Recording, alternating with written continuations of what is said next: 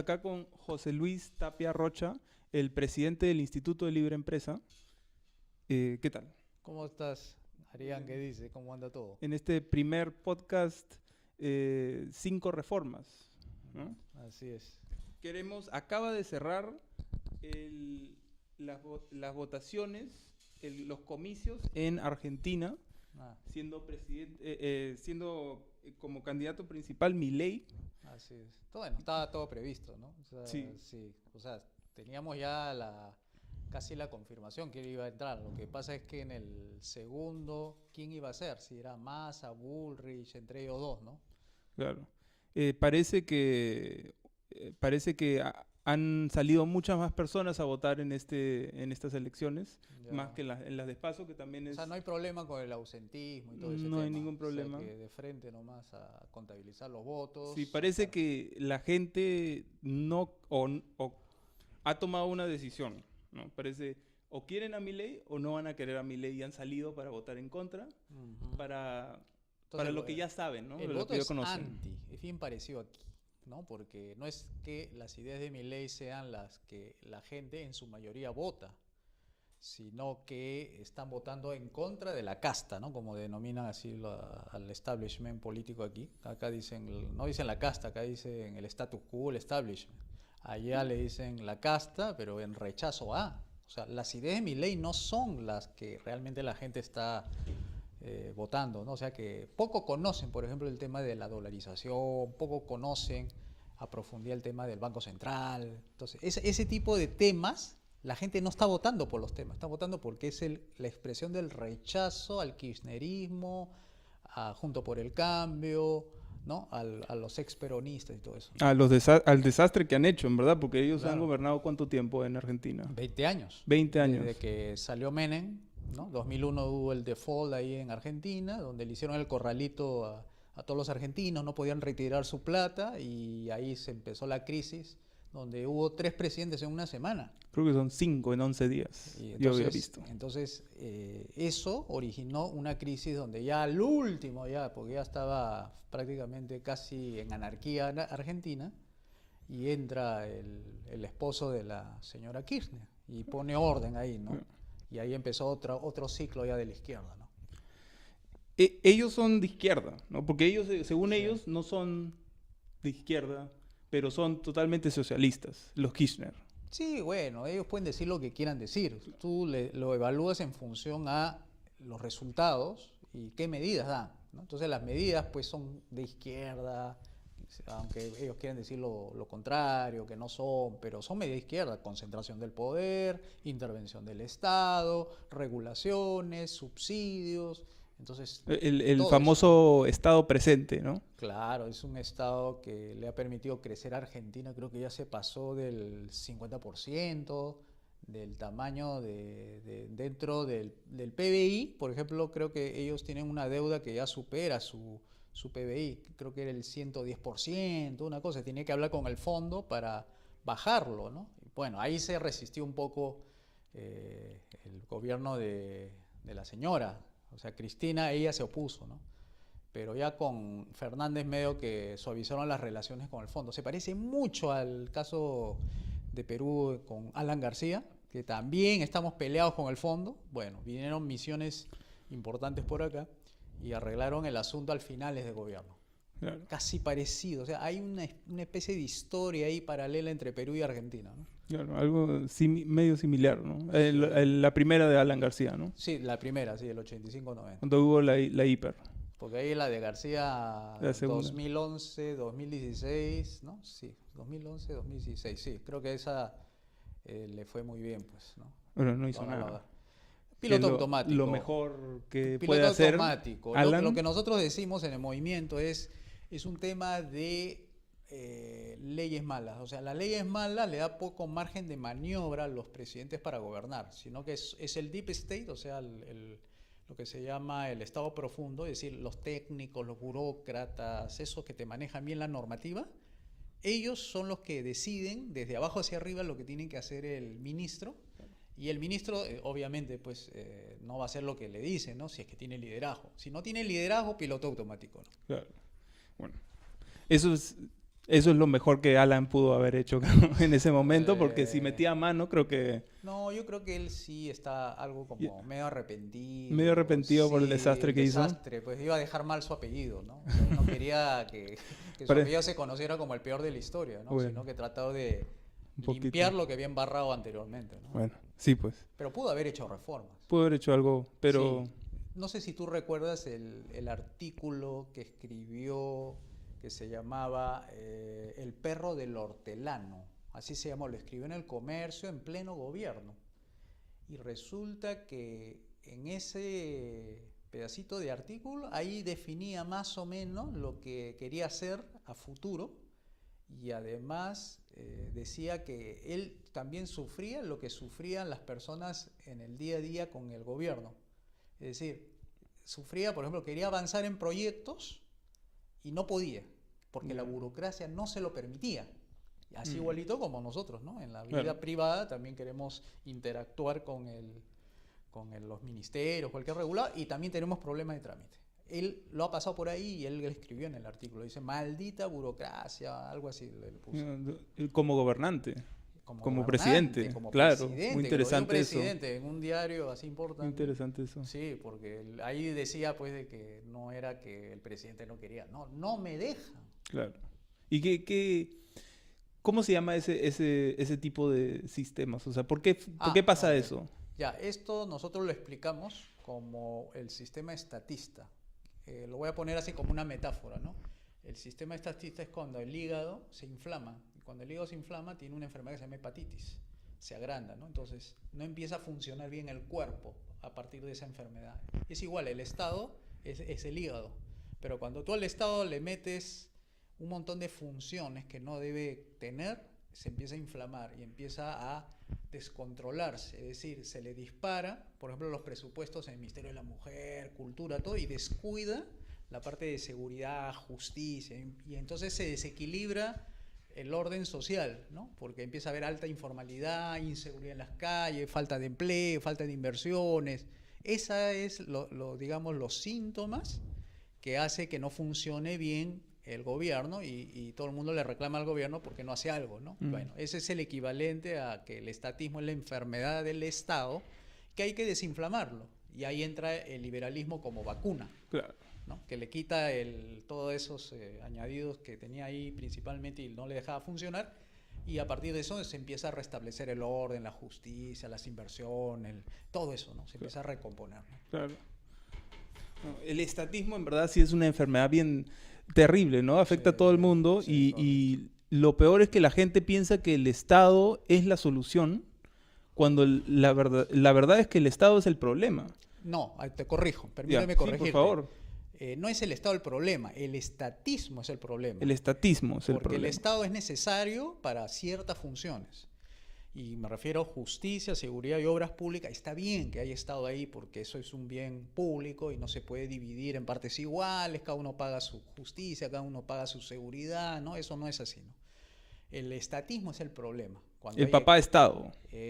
Paternalismo, ¿no? El paternalismo del papá Estado, porque eso genera que las personas no se ganen las cosas por su propio esfuerzo. Claro. Y lo peor que ni siquiera eso es el peor problema. El peor problema es que la gente que quiere emprender no puede lograr sus objetivos económicos. Claro. O sea, por ejemplo, yo digo, yo trabajo 8 horas, ¿no? Ya, con 8 horas logro presupuesto para mi familia y mis gustitos. Tus 1.200 soles para tu familia. Claro, o sea, tú con 8 horas no consigues la productividad que necesitas para vivir bien. Claro. ¿Y por qué no tienes productividad? Porque no hay inversiones. Claro. ¿Y por qué no hay inversiones? Porque hay un clima adverso a los negocios. Y el estatismo es eso, desalienta la inversión. Y entonces tú no puedes tener pensiones altas, que es el problema de ahora, ¿no? Que está reestructurando. Mira, estamos hablando ya de pensiones. Mira cómo se deriva del estatismo estos problemas. O la seguridad que estamos sufriendo todos los días. Bueno, eso es un problema del estatismo. El estatismo no deja, como el perro del hortelano, ¿no? No deja ni hace. Ni hace. Claro. Entonces, eso hay que corregirlo. Y eso se corrige con medidas políticas, ¿no? Claro. Uno de los temas que queríamos hablar es el culto de personalidad, regresando a las elecciones de Argentina. Ajá. El culto de personalidad que tiene Milei. eh, porque hay mucha gente no votó por sus candidatos en las primeras elecciones hace unos meses, pero votaron por él. Y eso es mucho que ver con Milei en sí y cómo la gente lo ve como él, como personaje, en la solución de los problemas, que es algo Mm, peligroso, ¿no? Que sí, que puede suceder en sí. cualquier parte del mundo, que ha sucedido en muchas partes del mundo. Sería peligroso con ideas peligrosas, Claro, ¿no? claro. Pero el tema es que nosotros como liberales lo consideramos peligroso para las ideas buenas, ¿no? Entonces nosotros queremos lograr justamente que las ideas buenas permanezcan. Pero como mensaje y mensajero van de la mano, tú no puedes sacar las ideas de la persona, entonces ahí es donde entra la complicación, ¿no? Y esa complicación para nosotros significa como liberales que tenemos que cuidar que el mensaje llegue nítido, que llegue como debe ser y que no se distorsione, porque el culto a la personalidad significa que más le interesa lo que dice y hace el candidato más lo que contiene sus ideas del candidato. Entonces, eso queremos corregirlo, ¿no? A ver si se puede hacer eso, ¿no? Hay esta teoría de grandes personajes y movimientos, ¿no? En la historia de la humanidad. Porque eh, hay personas que a veces toman las olas de los nuevos movimientos, las nuevas tendencias en la historia y se aprovechan de eso y la montan con todo y se la llevan, ¿no? Sí. Y hay personajes muy importantes y hay este debate entre historiadores, ¿cuál es más importante, la tendencia o el hombre, ¿no? La persona?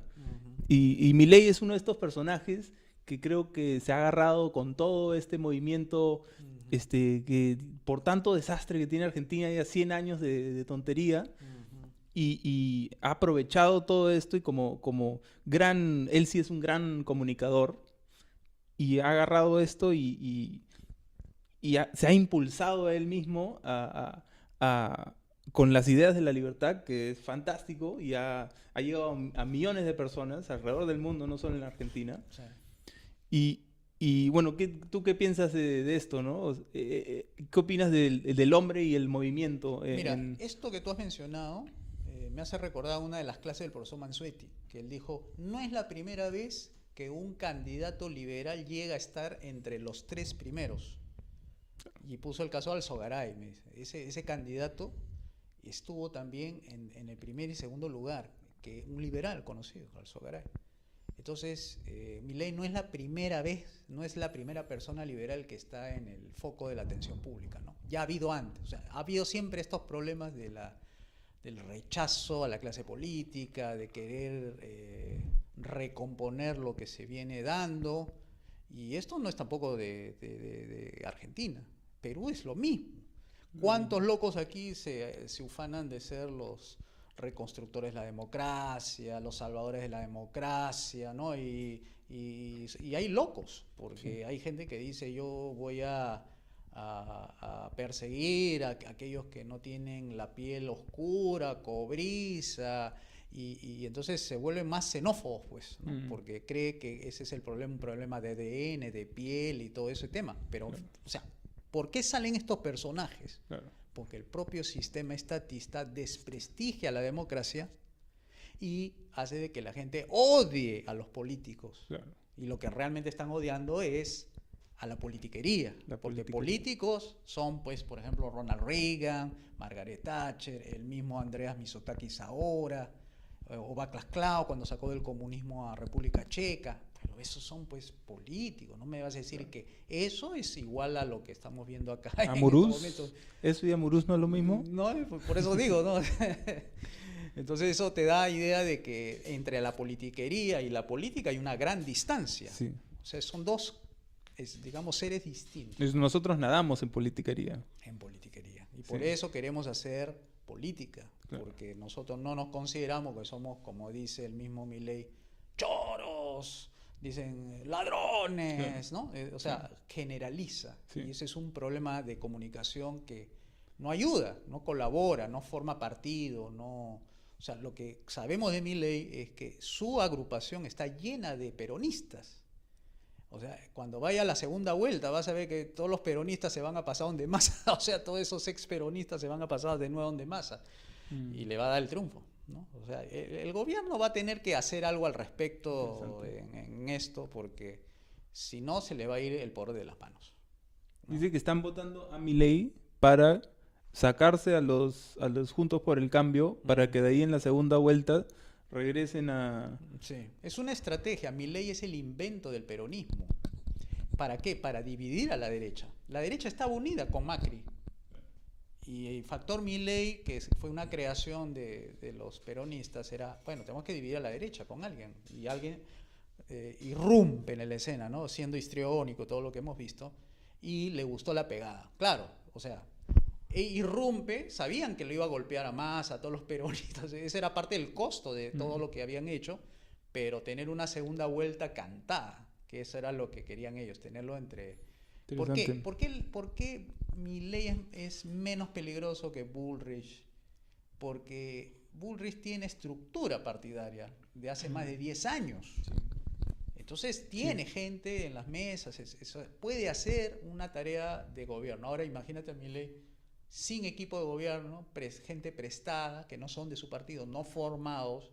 ¿Cómo crees tú que van a realizar esas famosas medidas? A ver, dolarización, para comenzar, ¿no? A ver, ¿cómo sería eso? ¿Cómo tendría que tener un Congreso que derogue la ley de curso legal forzoso del peso argentino? Primero tenía que derogar, tendría que tener votos para que pueda derogar esa ley, y no los tiene.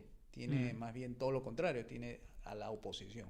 Claro. Bueno, entonces ahí tienes un desafío, Una posición, ¿no? mucho más grande. Más. Entonces, Claro. Lo que tú ya sabes, ¿no? Sí. Es que todo parece ser que el tipo va a cerrar el Congreso. Y lo van a apoyar la gente. Claro. Va a haber, claro que va a haber sus líos, ¿no? Inicialmente. Pero después viene ya probablemente, no digo que vaya a ser, pero probable, bueno, puede ser también, ¿no? Guerra civil. Pero tienen que estar armados los dos bandos.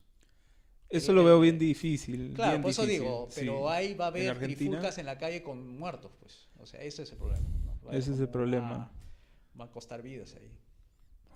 Esperemos que vaya todo bien. Sí, espero también. Espero que vaya bien. Sí, exacto. Y se vote más por las ideas que Claro. por el personaje. Que se profundicen las ideas. Bueno, como todo esto de Milei me da la esperanza que más gente comience a pensar de estas ideas, comience a profundizar las ideas y quieran ejecutarlas, ¿no? Accionarlas.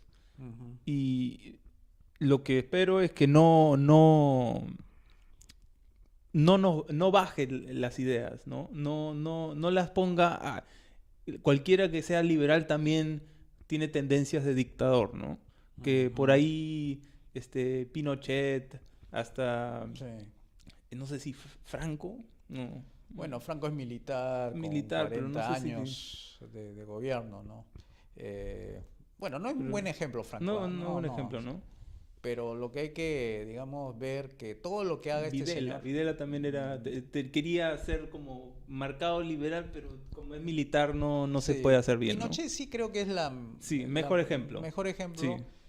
porque, digamos, la libertad económica en Chile sí fue bien acentuada, o sea, se hizo del 74 adelante. Ahora, el caso de Argentina... espero, ¿no?, que se lleve a cabo estas medidas. Como digo, va a ser bien difícil, va a tener todo en contra. Y además que no se deje jalar Milei por la politiquería. O sea, me refiero a que no estén hablando de cuestiones como, por ejemplo, no sé, que la última, creo, a un gobernador, no me acuerdo, en Argentina, lo descubren en un yate, ¿no? Y el tipo pues era del peronismo y empieza a hablar de él, que no sé cuántito, o sea, en lugar de hablar políticas públicas, habla de los asuntos personales, Claro. que si se sentó aquí con esta persona, Claro. que si le dio plata, no le dio plata, y se desvía del tema, que es lo que va a ayudar a la gente a sacar de la pobreza y todo Claro. eso. Bueno, pero si eso ocurre, ¿qué pasa? Se va a dejar llevar por el mismo, la politiquería, que es lo que prevalece actualmente en Argentina. Claro. ¿Ves? Eso es un peligro, que lleguen a la política. Se lo llevan y al final no hace nada. El lawfare. Claro. Por ejemplo, la judicialización de la política, que con Cristina estaba de moda, hasta Cristina la persiguen, ¿no? Ujú. Que ese sea el tema y que lo judicialicen al mismo Milei, que como dice que él va a entrar y él va a espantar, va a haber corrida bancaria y se va a caer el sistema bancario por las corridas, porque es decir, ya el Claro. peso no va a valer nada, entonces No, la gente pues. empieza a convertir los pesos en dólares, Dólares, y el ya. dólar se dispara. Sí. Y la gente dice, pero además dice que va a cerrar el Banco Central. La gente va a interpretar, y la propaganda, contrapropaganda es, y van a cerrar los bancos, o sea, nos vamos a quedar sin bancos y Milei va a dejarnos sin banco, entonces todo el mundo va a querer salir a retirar su dinero. Claro. Bueno, esas son campañas y contracampañas que pueden surtir efecto en Claro. medio de la mala comunicación, el desorden político, producto de la politiquería, que banaliza la política y no centra el debate, porque seguramente Milei, por su capacidad, digamos, que tiene, vaya a estar limitado porque no tiene buenos operadores políticos. Mm. Eso es importante también tener en cuenta eso, ¿no? Que el panorama de equipo no se ve bien claro en el caso de Milei, ¿no? Bueno, no, es recién se ha creado un equipo Hace un año. hace un año. Sí, pues es difícil tener unas elecciones de todo un país, ¿no? Necesitas la infraestructura, Mira, acá en el Perú, para que tengas idea, si queremos hacer un partido, un movimiento y gobernar bien, con estructuras detrás, mínimo tiene que ser 2.200 personas. Ya. ¿Ya? Pero no 2.200 de número de afiliados, no, 2.200 dirigentes. Claro. Con capacidad de gestión pública. Claro. ¿Ya? Y de esos necesitamos 330 realmente pesos pesados. O sea, si queremos controlar el Perú, necesitamos 330, por decirte, un operador así tipo Mulder, Ya. que te estabiliza, ¿no? Te agarra cuotas de poder dentro del Congreso y maneja bien eso. Bueno, necesitamos 330 aquí en el Perú, para ser partido fuerte, para las ideas liberales, y tenga su gente que defienda, Claro. ¿no? Porque tú sabes que la Constitución liberal no se defiende sola, hay que defenderla como partido. Sí. Igualmente las políticas públicas hay que defenderlas, tienes que tener gente que te conteste en economía, gente que te conteste en agricultura. Claro. Bueno, entonces son cosas a tomar en consideración. Claro.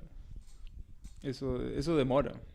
Por eso Demora con tiempo bastante. se hace, los partidos se hacen con tiempo, no es por campaña. Todo el mundo se sube pues al carro como es, ¿no? No, natural, Sí. ¿no? Y de ahí se bajan. Y bien se bajan rapidito. apenas, empieza a hundir, ¿no? Que eso es Sí, natural. Sí, eso sí. Sí, sí, pues.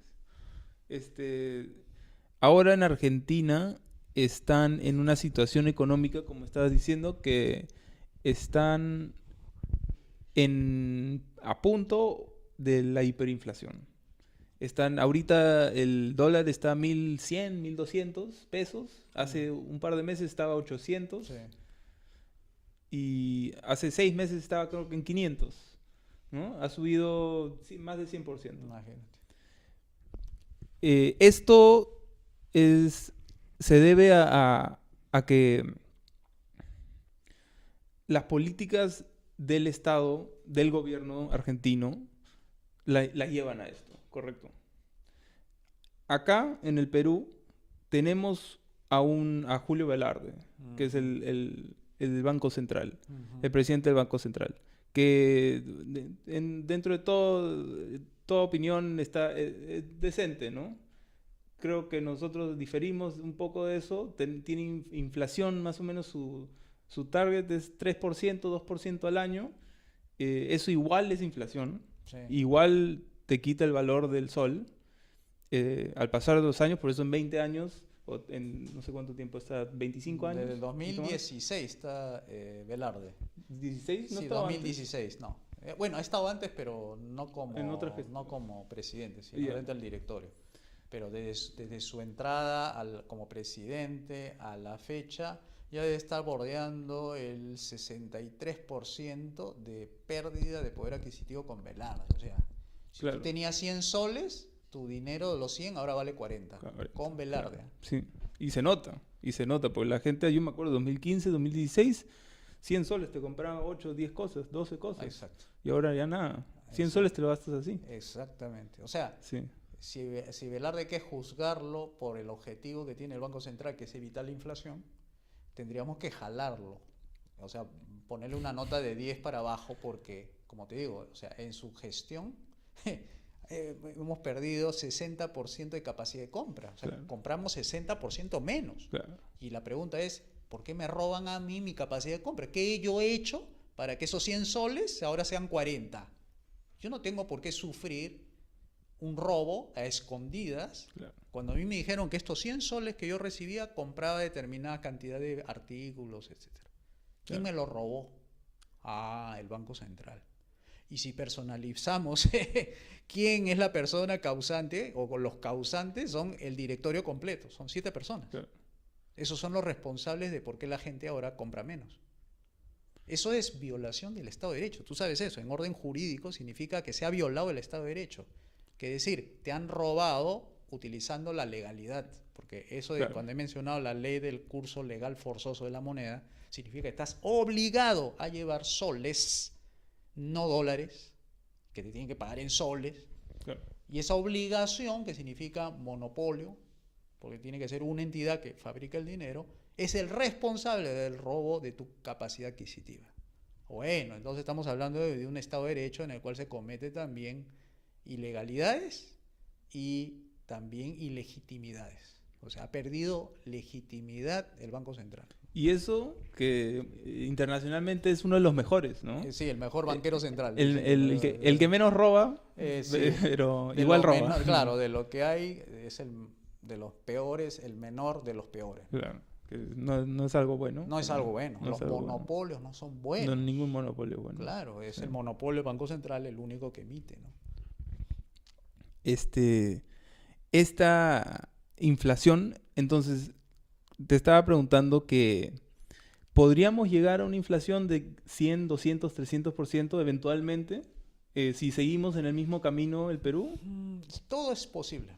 En monopolios más aún, ¿no? Porque Si entra, o sea, si se retira ahí Julio Velarde por ahí, entra uno más keynesiano y se vamos a hacer... Sí, yo creo que sí, porque el hecho de que él ya diga, yo me retiro, o entre pues un Pedro Franque ahí, de presidente del Banco Central, corrida, inmediatamente de dólares, soles, empiezan a todos a sacar su dinero y lo cual ¡pum!, se dispara el tipo de cambio, ahorita que está en 3.84, se dispara seguro a 4.50 en 2 días, y después 5 soles en una semana, y los capitales empiezan a ir, ¿no? Porque Sí. apenas ven que ya se desvaloriza el Muy dinero sol, peligroso ya eso. empiezan a buscar... Eso ahí inversiones creo que ya no afuera. dura. Cualquier gobierno que esté ahí ya O sea, no... es posible, ¿ah? Es No, posible. es posible, ¿no? Posible. Siempre que se empieza a degradar la economía a los niveles de... Porque miren, si le han soportado a Vizcarra los déficits fiscal de 10%, 11%, Ujú. fíjense, déficit fiscal, lo máximo que se pueda soportar es 2%. Pero cuando Vizcarra empezó a soltar dinero, quédate, vos no quédate en casa, bono independiente, bono agrícola, bono todo, ¿no? Empezó el despilfarro, ¿no? Teníamos, creo que algo así como 70.000 millones de soles en reserva de contingencia, es decir, dinero guardado para posibles eventualidades malas, y eso se lapidó en 2 años. Quedó creo que 1.500 de los 30.000, 40.000 millones. 1.500 quedó al final de su gestión. Todo se había ido en tema de las vacunas, los bonos, subsidios y cosas parecidas. O sea, fíjate, en 2 años cómo puede destruir Claro. 50.000 millones. Una mala vista. O sea, es posible, ¿eh? No hay que tampoco ser tan... Pesimista. No, que Julio Velarde está bien, ¿no? Yo no creo eso, ¿no? Sobre todo el tema de que sí puede ocurrir desgracias. En el Perú ya una desgracia lo hemos tenido con que Pedro Castillo haya salido, ¿no? Fíjate cómo desestabilizó el tipo de cambio, ¿te acuerdas cómo subió a 4.10? Sí. Las cosas se dispararon de precios, bueno, Y sí eso es es posible. por nada, porque tampoco no hizo... O sea, que Pero no hizo... ya, pero mira, un presidente Claro. pues, que empiece a hablar de marxismo, leninismo en pleno Eso siglo sí. XXI, eso espanta a cualquiera. Eso espanta a ¿no? cualquiera, sí. Claro, habla de Y la nueva constitución, que la asamblea constituyente, que ya sabemos que la asamblea constituyente es una pausa entre lo que tienes y lo que vas a lograr, Sí. y puede ocurrir cualquier cosa. Sí, ahí pueden meter, es más, ellos podrían meter cualquier tontería. Sí, y es Porque- para quedarse en el poder. Sí. Y tener a una persona el partido, las bases del partido Perú Libre, que esa es otra cosa, porque antes el Perú Libre era Perú Libertario, si no me equivoco. Sí, correcto. Entonces Y antes se llamaba Movimiento Libertario. claro, es De Cerrón, ¿ah? Sí, de Cerrón, De claro. Cerrón, exacto. Cerrón. Sí, así era. Y Cerrón, las bases del partido son marxistas-leninistas. Sí, y fue muy honesto. Sí. Eso fue muy honesto de su parte de Vladimir Cerrón. O Yo- sea, es un cuadro político respetable, ¿ah? Yo lo respeto por sus, digamos, por su nivel de político y también intelectual, porque ha estado como 10 años en Cuba. Pero me refiero a su estilo y su proceder como político, ¿no? O sea, él no cae en las diatribas, los insultos, ¿no? Cae, si quieres, en el sarcasmo, Sí. ¿no? Que es algo que se puede utilizar en política. Pero insultar, lisuriar, ¿no? Ese tipo de, por ejemplo, no es, o sea, tiene buen nivel, ¿no? Sí. Y él ha construido el partido, tiene sus seguidores, etcétera, ¿no? Ese mensaje marxista-leninista a mí me suena, yo cuando escucho eso, me suena anticuado, ya. Ujú. En este punto ya me suena como en Argentina, en las elecciones en Argentina, la Bergman, Ya, ajá, también exacto. su mensaje me suena muy anticuado, ya, que está Para nosotros, los para liberales. nosotros. Sí, o sea, para mí personal, Sí, me suena del siglo pasado, exacto. ¿no? Pero está vigente. Es, Las ideas del Están marxismo vigentes. clásico están vigentes, están en las políticas públicas. sí, Por ejemplo, el hecho de que hemos hablado, Banco Central. el Banco Central. Banco Central está en el punto número 5 del manifiesto comunista. Dice centralización del crédito. Y estamos con Banco Central. Es decir, el manifiesto comunista escrito en 1848, ¿cómo está vigente después de más de 200 años? Claro. Entonces, ahí tienes una prueba de que el marxismo o las ideas marxistas siguen vigentes, desde, por lo menos nosotros desde Velasco hasta la fecha. Por ejemplo, reforma agraria, ¿no? Ministro de Pesquería, las 8 horas, ¿no? La obligación de trabajar solo 8 horas, no más. Eso es marxismo, ¿no? Educación gratuita, marxismo, Claro. clásico, ¿ah? No el cultural Sí, es sí, otro sí. tema. Sí.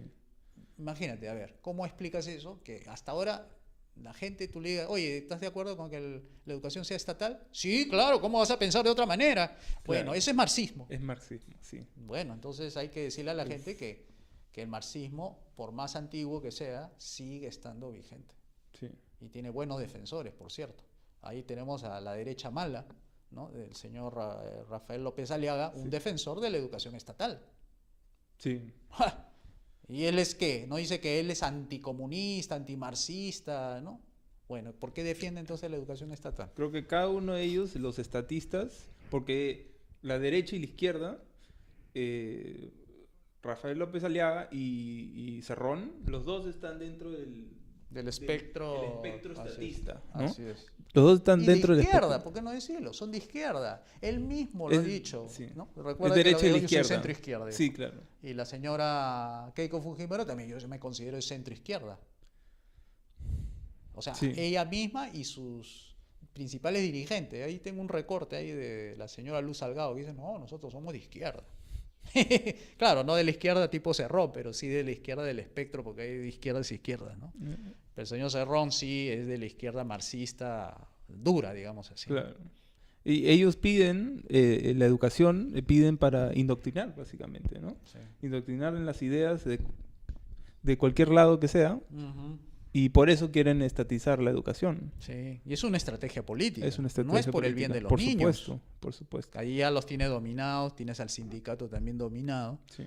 Ya con eso tienes ya una manera de gobernar, ¿no? Los próximos 10, 20 años. Claro, porque ahí los profesores van a salir a defender, no, que el Estado es la principal autoridad en el país, ¿no? Y es más, con todo eso, la gente igual se queja.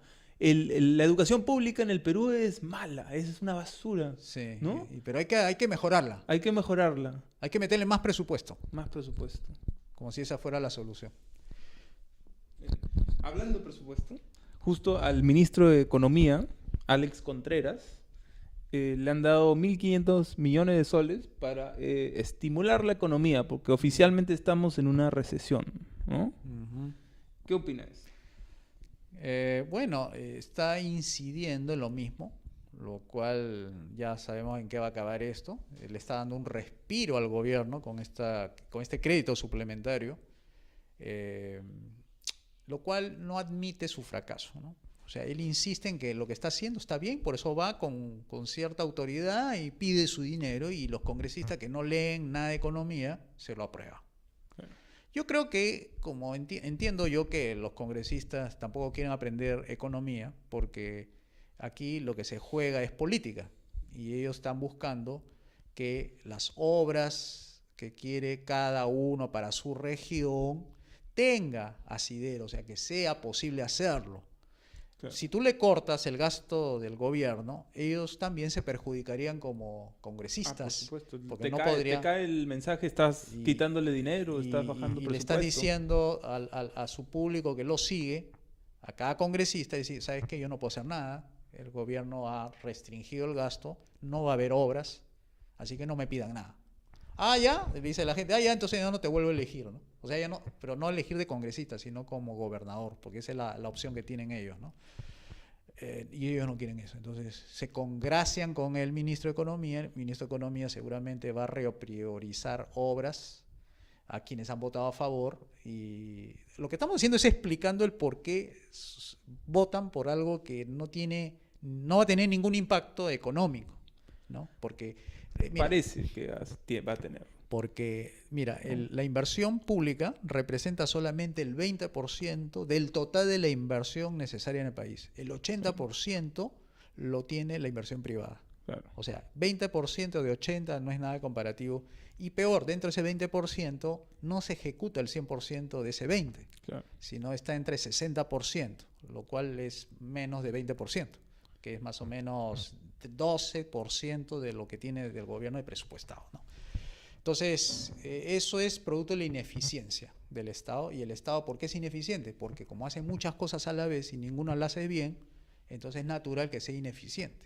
El estatismo nuevamente. Decimos, sistema malo porque no solamente no deja hacer, sino que tampoco hace.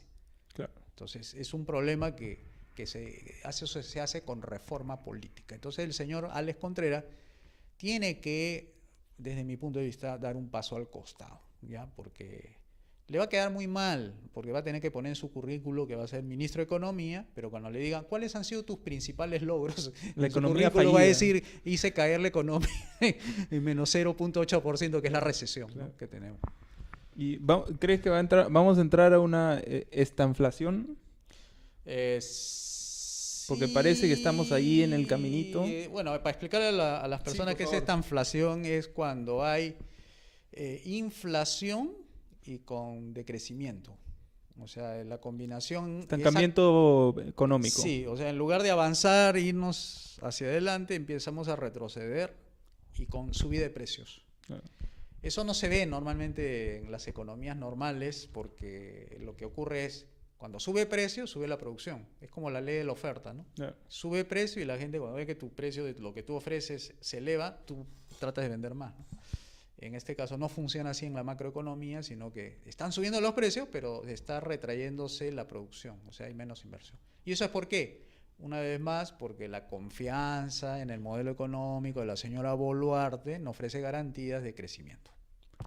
Entonces tenemos un problema de credibilidad del gobierno. Fíjense, o sea, ya ni siquiera el tipo de cambio, el déficit fiscal, la inflación sean los determinantes, ¿no? Sino que aquí es un tema de confío o no confío en el gobierno. La señora Boluarte me ofrece un largo horizonte de prosperidad, de inversión privada, de apertura de mercado, de regulaciones, privatizaciones. No veo eso. Y el señor, ¿qué dice el señor Contreras, su mano derecha en materia económica? No, dice que todo es gasto. ¿Y gasto? Y encima, cuando habla de la reforma de la pensión, quiere que la gente ahorre. Porque la reforma pensionaria es una reforma de ahorro previsional. Sí. Y el mal ejemplo que da el señor Contreras es que no, el gobierno va a gastar. ¿Cómo? ¿Tú quieres que ahorre y tú gastas? Claro. O sea, ¿qué ejemplo me estás dando tú a mí? Entonces la gente cree que la solución está en que el gobierno gaste. Y esa es una solución completamente estatista, porque no hay... O sea, esa no es la solución. como ya sabemos, solo 12% del presupuesto de la economía o de la cantidad de plata que tiene la economía. ¿Cómo uno podría hacer que incremente la inversión privada? ¿Cómo haría para ¿Cómo haría para invertir? Si usted estuviera en la posición del ministro de Economía, ¿qué podría hacer? ¿Qué haría? Lo primero es cambiar a todos los ministros. O sea, tú no puedes entrar solito dentro del Consejo de Ministros y tú con tu programa económico que tienes que primero sustituir todos los ministerios. Porque acá lo que hay que hacer es reducir el tamaño del gobierno. Es mucho, 19 funciones. Hay que bajarlo a 3.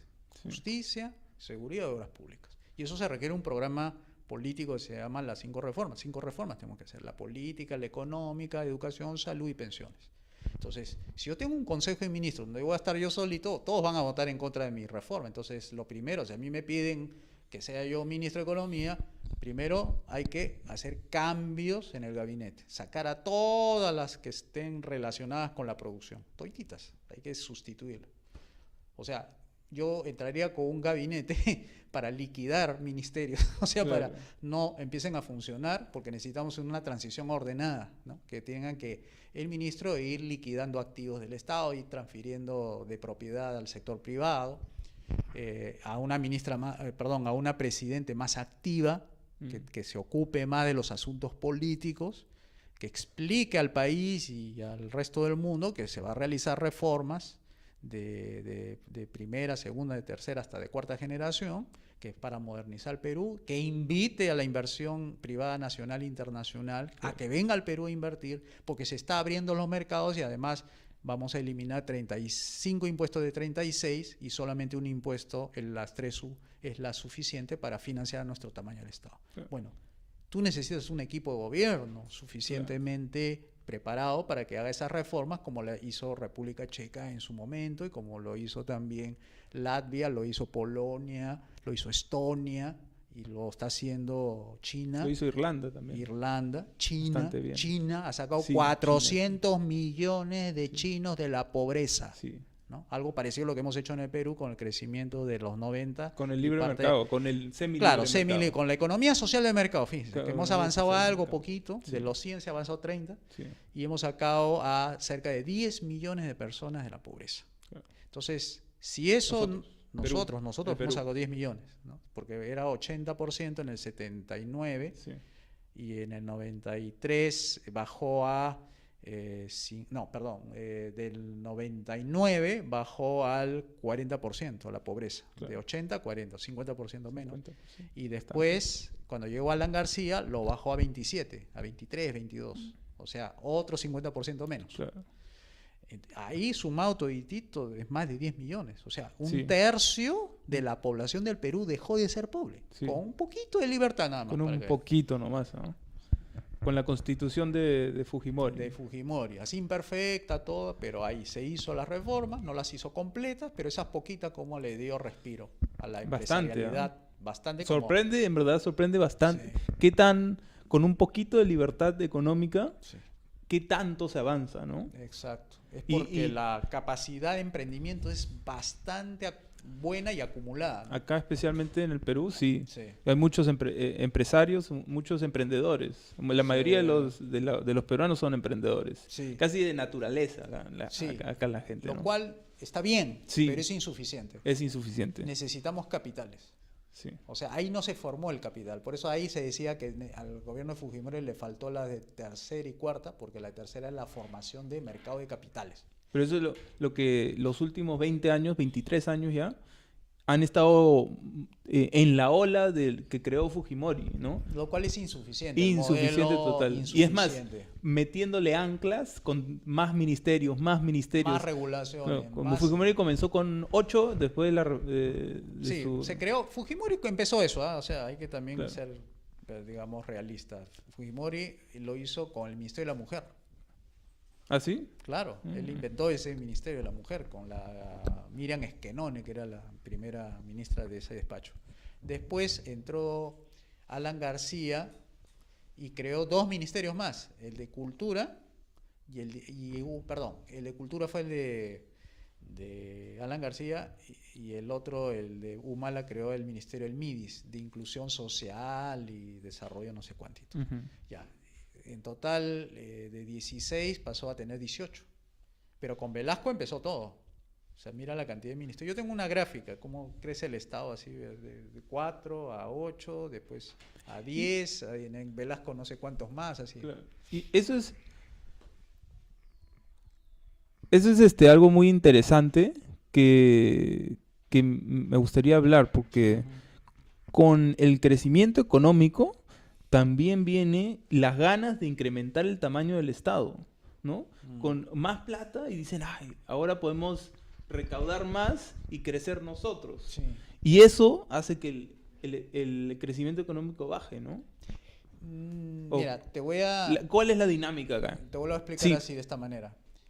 El crecimiento de funciones que no le corresponde al Estado es malo.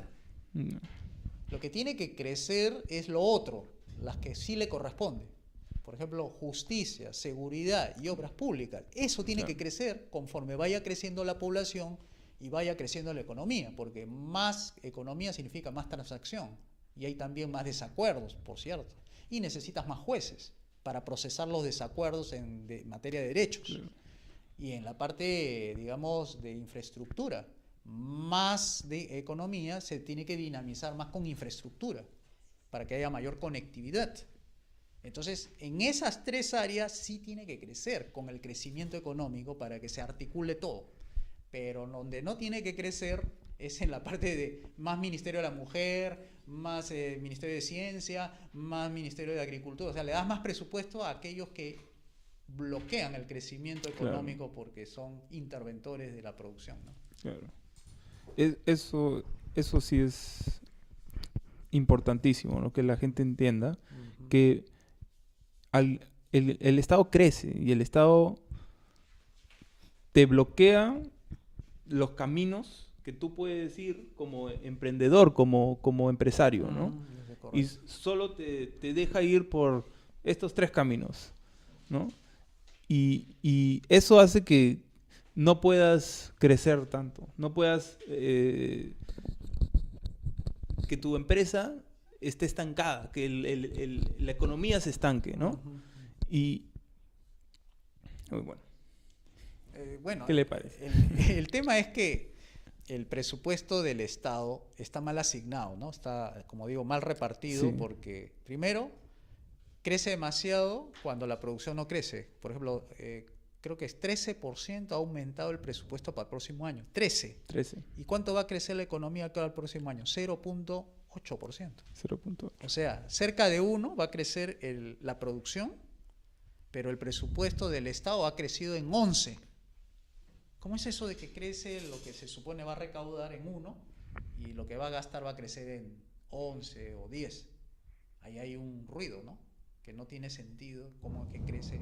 A ver, ¿por qué se merece el Estado que tenga que tener más presupuestos si los privados no crecen de la misma manera que el sector estatal? No tiene lógica. No tiene lógica. Entonces, ahí hay un problema que tiene que corregirse, ¿no? O sea, hay muchos problemas en realidad, pero sí, para que sepa la gente de que, o sea, no está justificado el crecimiento del Estado como presupuesto total, porque la producción no ha subido en la misma proporción. O sea, es como decir, yo puedo aumentar mis gastos en 5% porque aumentó mis ingresos en 5%. Claro. Puedo hacer ese equilibrio, ¿no?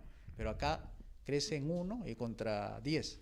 Y suben impuestos. Sí. Y después van a subir la recaudación por gusto y lo van a estrangular más. Y vas a tener la SUNAT que te está mordiendo el cuello y los poquitos empresas que tienen formales. Vas a generar más informalidad. Entonces la gente no soporta, pues, porque les cierran los negocios a los pequeñitos, mientras a los grandes les dejas que hagan lo que quieren, ¿no? Claro. Porque acá tenemos un problema también de justicia. Sí. ¿No? Es un tema de malas leyes. O sea, acá tenemos en el Perú. ¿Sabes cuál es el problema económico en realidad? Tenemos malas leyes. Malas leyes. Si tuviéramos buenas leyes, tendríamos buena economía. Así se resuelve eso. Por eso cuando un ministro de Economía va, ¿qué es lo que primero pide? Que le aprueben el presupuesto. Y bueno, ¿y qué significa eso? Que tiene que ir a pedir al Congreso que apruebe una ley. Acá tenemos un montón de leyes malas. Tenemos 32.000 leyes ya aprobadas por el Congreso. Eso no es nada comparado al 1.000.000 de normas que promulga el Ejecutivo. Todos los ministerios legislan. Fíjate en las normas legales del peruano, el Ejecutivo legisla más que el Legislativo. O sea, el Ministerio de la Producción saca sus resoluciones supremas. Claro, hay un montón de esas.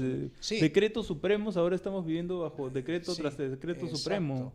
Entonces el Congreso ¿Qué tipo? abre la puerta para que legisle mucho el Ejecutivo. Claro. Entonces, ni siquiera eso nos ayuda. O sea, la gente cree que a mayor número de leyes, mejor vamos a estar. No, es al revés. Acá hay que derogar la mayor cantidad de leyes para que estemos mejor. Claro. Porque tenemos hiperinflación legislativa. Sí. O sea, no solamente la monetaria es el problema, sino también la legal. Muchas leyes malas, claro, que nos impiden ser prósperos, que tengamos buena economía. Como tantas leyes que es muy probable que todo el mundo rompa una de esas leyes todos los días, ¿no? Exacto. Hay tantas leyes, sí, que ni siquiera no mejoran tu vida al día a día. Así es. ¿No? Hablando de eso, el plan Boluarte en seguridad, ¿no? Porque decías, una de las secciones del Estado que sí sería bueno que incremente el presupuesto es con seguridad, ¿no? Correcto. ¿Qué opina del plan Boluarte? Que no tiene plan. La ausencia del plan Boluarte. Sí, no tiene plan. La señora simplemente, asesorado por su primer ministro, le dice, bueno, acá la gente está pidiendo a gritos, resuélvame el tema de seguridad, tenemos un problema que todos los días balean a alguien.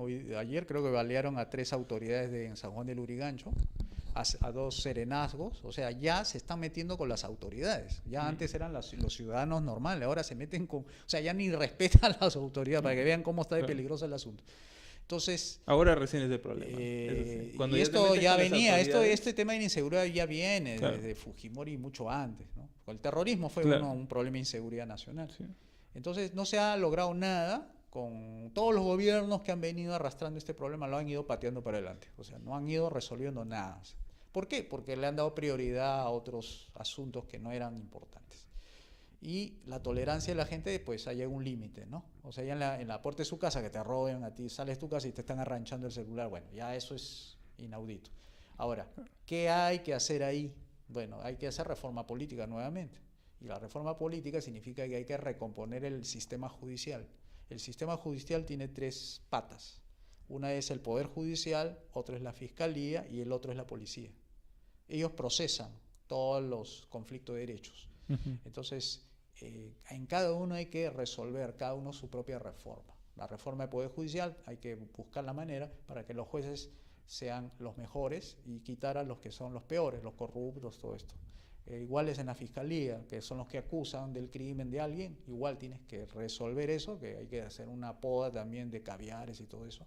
Y la policía ni hablar, ahí hay castas metidas, hay tráfico de gasolina, corrupción, y el tipo que entra ahí a postular para ser policía está pensando en cuando haga un operativo con cuántas licuadoras me voy a quedar. O sea, imagínate esa mentalidad del policía nuevo que entra, ¿no? Entonces, como eso tiene que pasar, y eso desprestigia, por una reforma, ¿no? Sí. Y le quita respeto, la autoridad, claro. Y legitimidad. ¿Tú por qué me tienes que tocar? Claro. Le dice al policía, Claro. O sea, como si fuese un guachimán. Claro. Y eso no puede ser.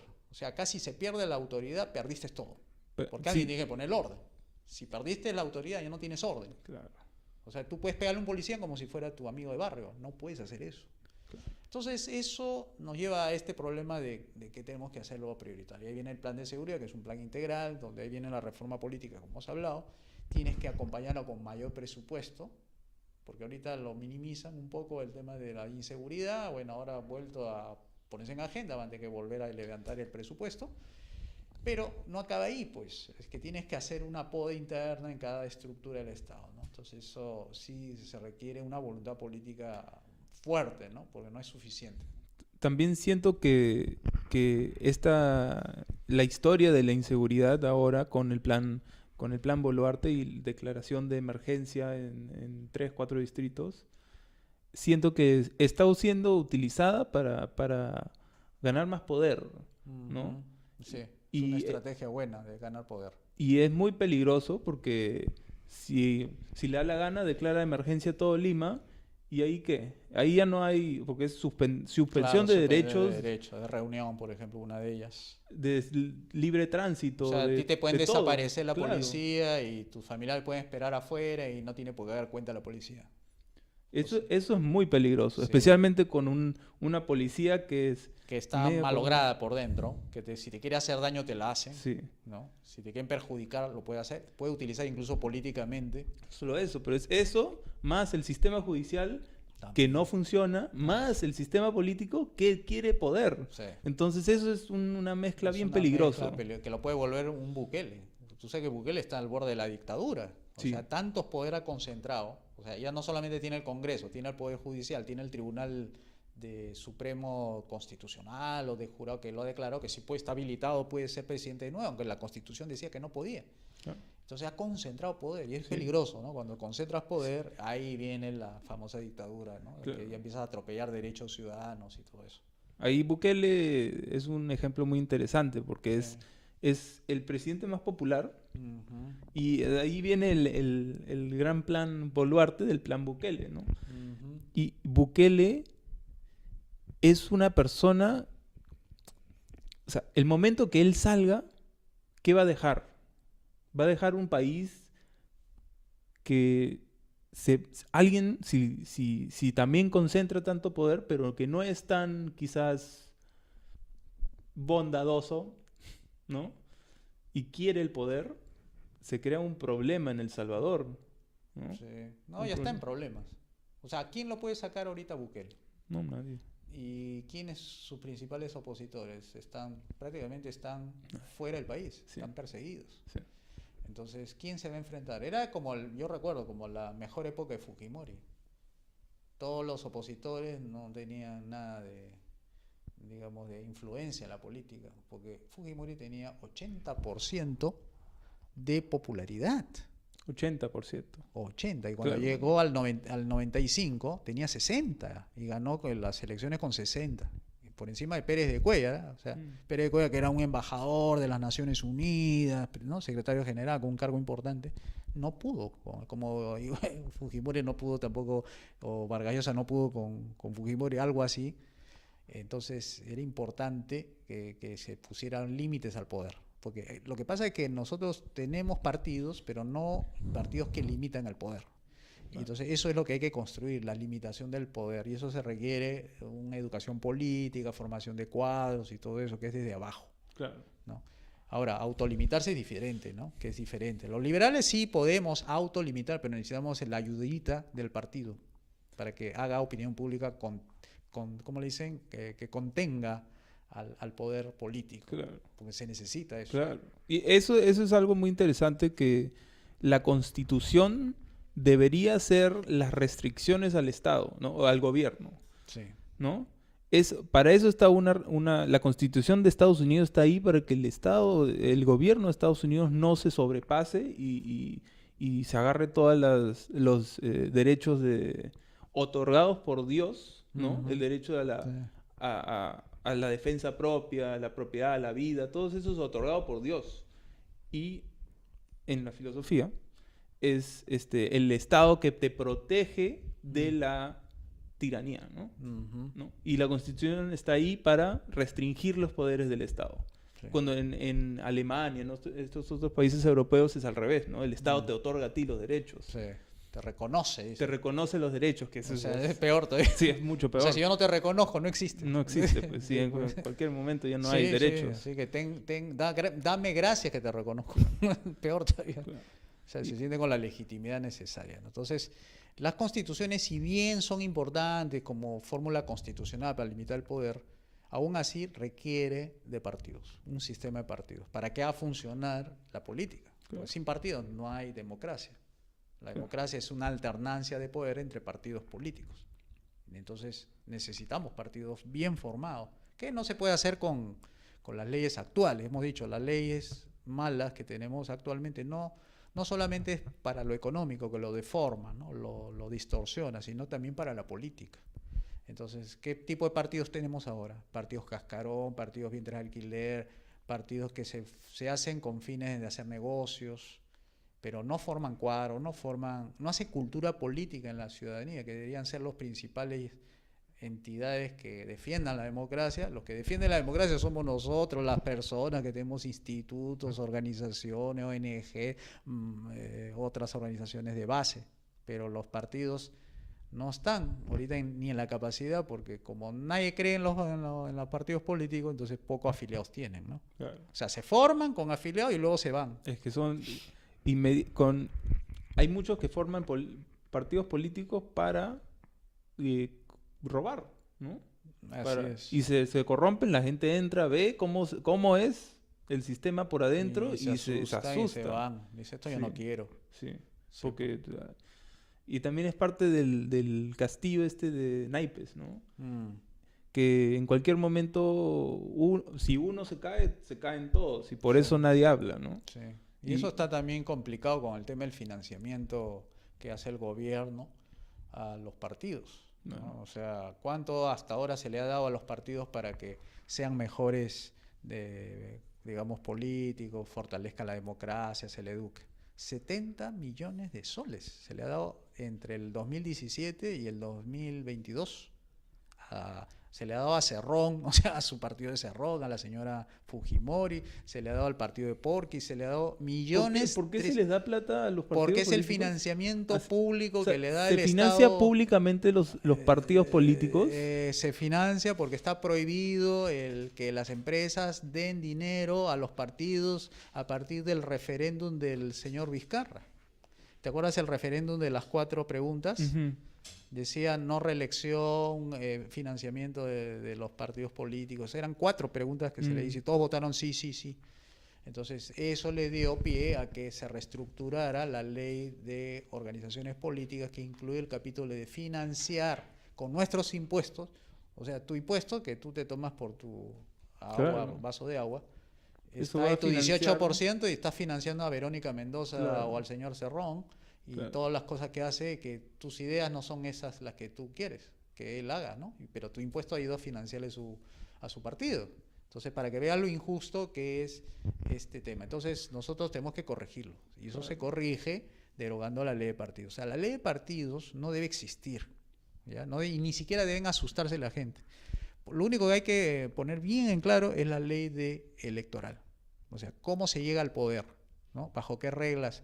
El 50% más 1, la primera vuelta, segunda vuelta, cómo es la cifra repartidora, cuántos congresistas son 130, con la cifra repartidora cuánto le cae a cada partido que salió en la boleta, cuántos puede entrar en una boleta para marcar por el presidente, o sea, cuánto puede soportar, ¿no? En una hoja. 3, ya, ok. Señores, la ley electoral está hecha así, solamente 3 pueden entrar aquí en la boleta para que puedan elegir 3 fórmulas presidenciales. Y dentro de la hoja que también se tiene que elegir, entran 130. Eso es lo que podemos hacer nosotros. Así que ustedes, sector sociedad civil, organícense y saquen a los 4 fórmulas presidenciales y determinen ustedes quiénes son los que van a postular para esas 130 curules del Congreso. Y la sociedad civil se organiza. O sea, no necesitamos un jurado electoral que le diga a los partidos políticos cómo se deben organizar internamente. Claro. Que tienes que poner comités en 20 de las 24 regiones, qué número de firmas. Eso no es potestad de una sociedad libre organizar a los partidos. No, eso es un asunto privado. Acá se te está poniendo la regla, que solamente 4 por 3, 12 candidatos pueden entrar en la boleta. Claro. Ya ustedes vean. Y ahí se organizan privadamente, como ocurre ahora en las elecciones de Venezuela. Ahorita, por ejemplo, en las primarias que tienen en Venezuela, los propios partidos de oposición se han organizado al margen del Consejo Nacional Electoral. Claro, como ellos se han organizado para determinar quién va a ser su candidato. Su mercado negro, como así decirlo, ¿no? Sí, su candidato que le va a hacer frente a la propuesta de candidato de Maduro. Claro. O sea, ahí se organizó, ¿no? Ahí no le decía cómo deben los partidos organizarse, no. Ley electoral no aplicó, pero ¿cómo se organizaron? Eso mismo ocurre cuando tú derogas una ley de partidos políticos. A eso hay que hacer la reforma electoral. La reforma electoral hay que incluir los votos nulos, los votos blancos y los votos viciados. Porque la última elección con el señor Castillo, el que ganó en primer lugar fueron los votos nulos y los votos no válidos. ¿Sí? Salió 3 millones. 3 millones. Y Pedro Castillo creo que sacó 2.100.000 y la señora Keiko Fujimori salió 1.800.000. Y luego Porky 1.100.000 creo, o 1.200.000. Sí, o sea, los por votos ahí. nulos y los votos dice algo. Claro, No me gusta el menú que está puesto sobre la mesa. No quiero a ninguno. claro. Y ese es el que ganó. Sí. Y debería haber... En una democracia libre debería ser, de nuevo vamos con otros candidatos porque la gente ha votado, no le gusta el menú, pues le han puesto 4, le han puesto arroz chaufa, ceviche, lomo saltado y ninguno le gusta a la gente. No puedes obligarlo al mal menor. Como va a ser, no, pero vota por el mal menor, el menos peor. Eso no es la opción, el menos peor. Estoy seguro, creo que nos quedaríamos un par de años sin presidentes tratando de elegir uno. No, porque si dejas libre el mercado político, entonces no es que la ley obliga que lo debes hacer así, Claro. porque ahí siempre saldrían los porquis porque tienen plata, o saldría siempre un candidato del APRA porque son mañosos, Claro. y así, ¿no? Vas a encontrar siempre a la ley una trampa para poder meter, ¿no? Como es ahora, porque con ley, ¿qué has logrado con ley de partidos políticos? ¿Has mejorado la situación de la democracia? Empeorado, Ha te diría. empeorado. Sí. Entonces, como ha empeorado y la causal es una ley, Sí. entonces tienes que quitar la ley para Claro. que se automejore. ¿O tú crees que somos incapaces los ciudadanos privados de organizarnos? Es muy probable que piensen eso. Es Sí, muy que probable. piensen. Los políticos sí. Los políticos les encanta micromanejar Claro, las porque cosas. le dan la ley para que haga eso. Quítale la ley y vas a ver cómo van a entrar nuevos competidores. Claro. Y los mejores se van a quedar.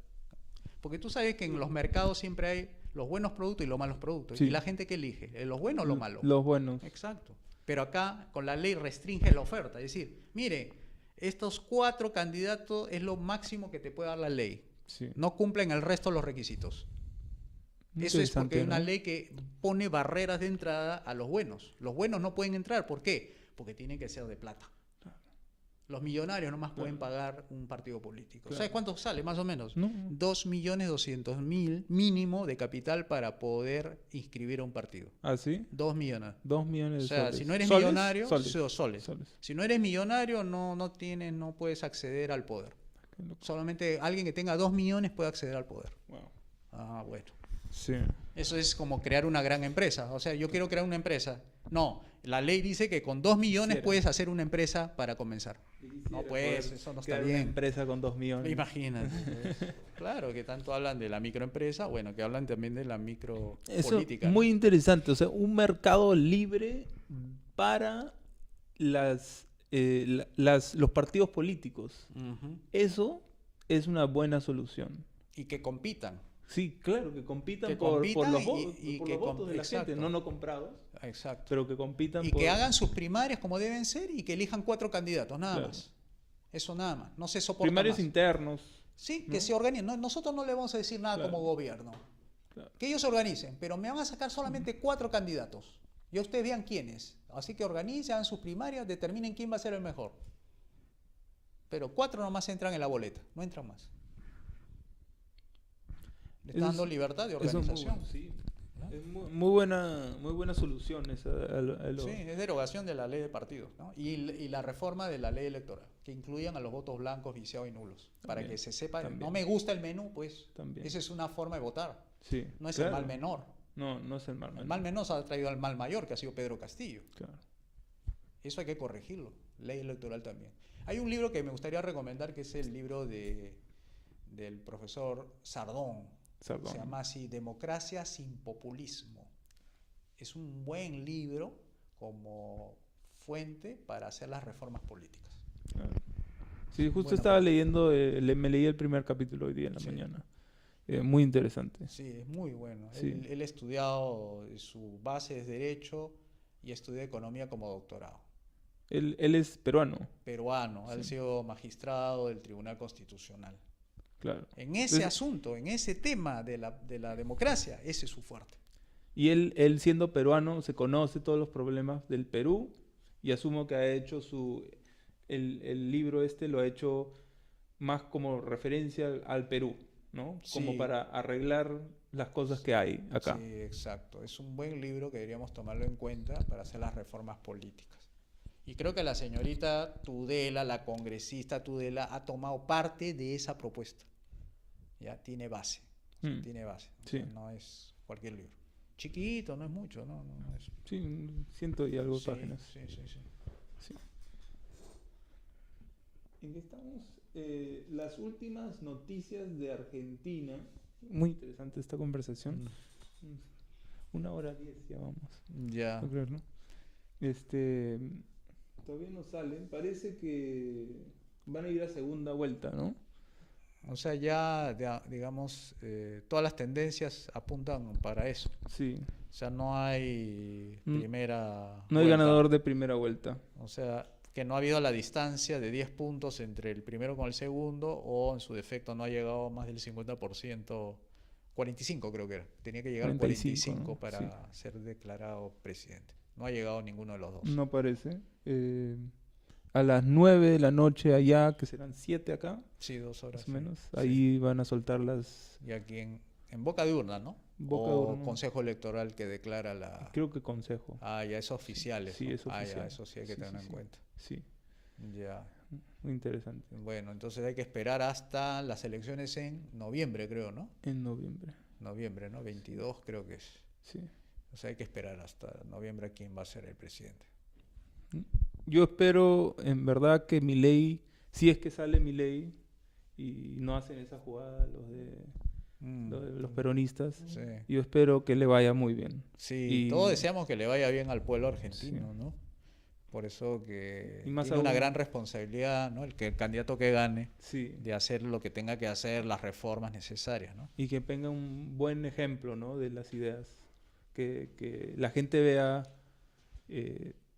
que le vaya bien al pueblo argentino con las ideas de la libertad. Claro, no hay otras, ¿no? No. Y la gente ve eso Sí. y va a querer también para su propio país. Sí, que se aplique como...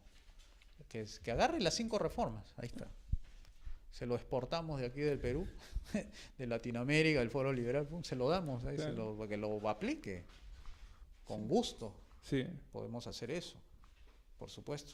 Si es que no tiene, digamos, un plan, un programa estructurado, nosotros se lo podemos dar, con todos los mayores de los gustos. Creo que hoy día estuvo bueno. Sí. Vamos para la siguiente semana. Ya, Tenemos otro show. ya, correcto. Estaremos hablando de otros temas Sí. de coyuntura, ¿no? Básicamente. De coyuntura. Ya. Y a ver qué pasa con este plan Boluarte, a ver qué pasó. Ah, ese plan Boluarte, bueno, va a seguir andando cuesta abajo, ¿no? O sea, no...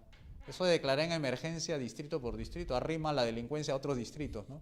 Claro. O sea, Y de ahí eventualmente declarar emergencia todo Lima. todo Lima. Sin un Que plan, eso es lo que creo que claro. quiere al final. Sí, Si es que... o que saquen al ejército, y como que el ejército también no tiene...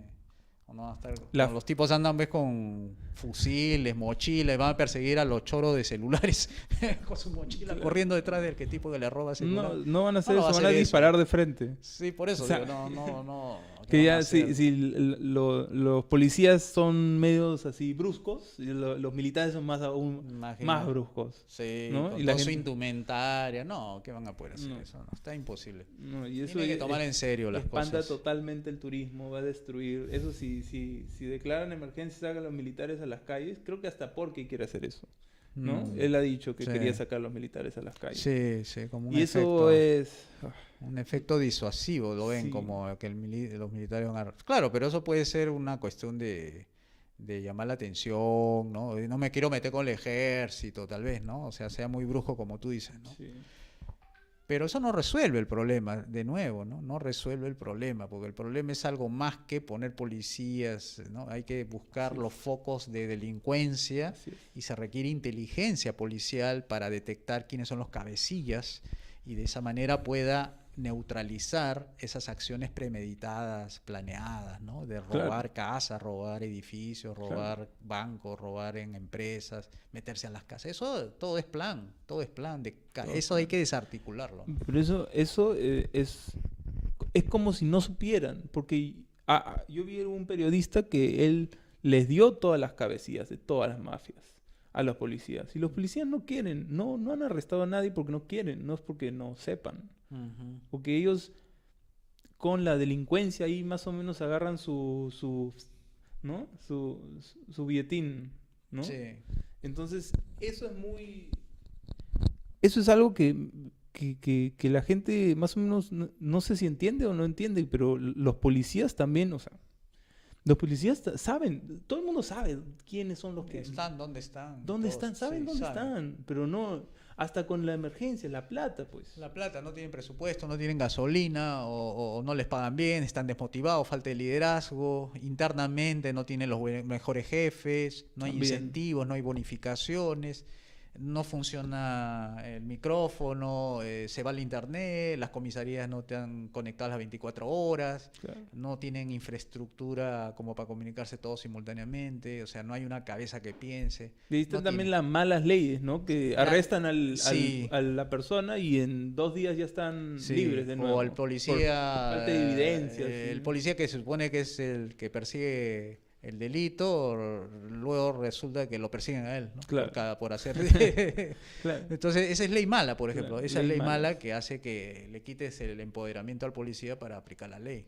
Porque se siente desprotegido. Pues. No puedo disparar, no, porque si disparo, voy a decir, no, tiene que ser proporcional.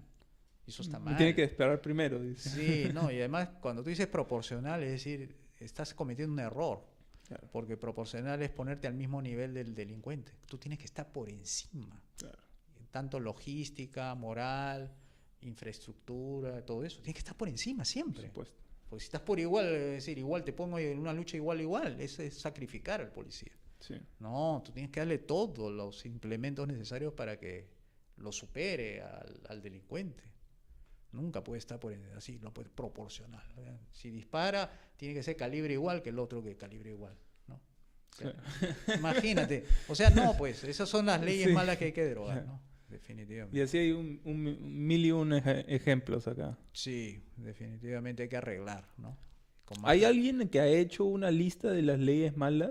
Hay un libro. ¿Hay un Mira, hay un libro? libro que se llama Las leyes malas del profesor Mansuetti. Ah, sí. Ah, Sí, Mansuetti. ha sí, hecho. tiene. ¿De acá del Perú o de No, en general? en general, porque es como son las leyes malas, es decir, leyes que están metidas en la producción, leyes metidas en temas sociales, educativos. Que más o menos se repiten en los países, ¿no? Sí, es lo mismo, ¿no? Sí. La ley es lo mismo.